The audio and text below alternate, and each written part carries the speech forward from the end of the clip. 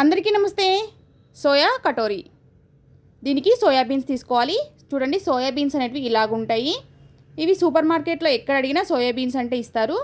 వీటిని నేను ఇంట్లోనే మిక్సీ పట్టేసుకొని జల్లించుకొని పిండి తయారు చేసుకుంటున్నాను అండి. లేకపోతే మీరు వీటిని గిన్నెకి తీసుకెళ్ళి పిండి పట్టించుకోవచ్చు. పిండి పట్టించుకున్నాక మనం ఈక్వల్ క్వాంటిటీ తీసుకోవాలి. ఏ కప్పుతో అయితే మన సోయాబీన్స్ పౌడర్ తీసుకుంటామో అదే కప్పుతోటి అంతే క్వాంటిటీ శనగపిండి తీసుకోవాలి. 2 ఈక్వల్ క్వాంటిటీ తీసుకున్న తర్వాత 1 స్పూన్ కారం, అంటే మనం కారాన్ని మనం తీసుకున్న క్వాంటిటీని బట్టి మనం తినే కారాన్ని బట్టి కారం వేసుకోండి.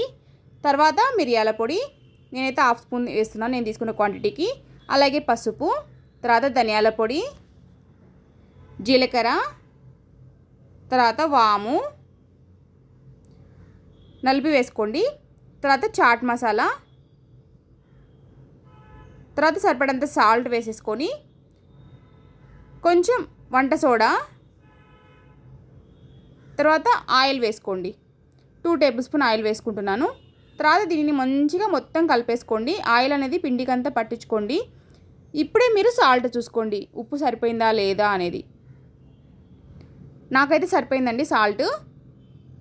ఇప్పుడు మనం దీంట్లో కొంచెం కొంచెం వాటర్ వేసుకుంటా మనం కారాలకి ఎలా కలుపుకుంటామో అలాగనే కలిపేసుకోవాలి.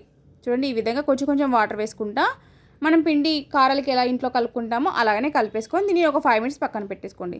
తర్వాత దీనిని చిన్న చిన్న బాల్స్ లాగా చూడండి, ఇలాగ నేను చూపించిన విధంగా ఇలాగ చేతికి ఆయిల్ అప్లై చేసుకొని బాల్స్ వేసుకొని పక్కన పెట్టేసుకొని మనం ఒక చెక్కదానికి ఆయిల్ అప్లై చేసేసుకొని, లేకపోతే ప్లేట్కైనా ఆయిల్ అప్లై చేసుకోవచ్చు. చూడండి, ఇలాగ మనకు సాల్ట్ స్పూన్స్ ఉంటాయి కదండి, ఇలా గుంత స్పూన్, ఏ స్పూన్ అయినా పర్లేదు, ఇలా గుంత స్పూన్లోకి మనం చిన్న బాల్స్ వేసుకోవాలి. చూడండి, నేను చూపించిన విధంగా బొట్టన వేలుతో ప్రెస్ చేసేసి బయటకు తీస్తే మనకి కటోరీ అంటే గిన్నె టైప్ అనమాట, గిన్నెలాగా వస్తాయి. చూడండి, ఈ విధంగా ప్రెస్ చేసేసి మనం బయటకు తీసామనుకోండి చాలా ఈజీగా కటోరీస్ వస్తాయి. సూపర్గా ఉంటాయండి. పిల్లలు అయితే చాలా మంచిగా ఎంజాయ్ చేస్తారు. ఈ సోయాబీన్స్ అనేది చాలా మంచి ప్రోటీను, చాలా విటమిన్స్ ఉంటాయండి. అలాగే సోయాబీన్స్ తోటి మనం పాలు తయారు చేసుకోవచ్చు, పెరుగు కూడా చాలా మంచిది పిల్లలకి. అలాగే తోఫు అని సోయాబీన్స్ తోటి చేయొచ్చండి, అది కూడా మంచిది, పన్నీర్ లానే ఉంటుంది. నా ఛానల్లో నేను పెడతా అండి, ఎవరికైనా మీకు ఇంట్రెస్ట్ ఉంటే చూడండి. ఇలాగనే అన్నీ మనం మొత్తం చూడండి, నేను చూపించిన విధంగా ఇలాగనే అన్నీ చేసేసుకోవాలి. టేస్ట్ కూడా చాలా సూపర్గా ఉంటాయండి.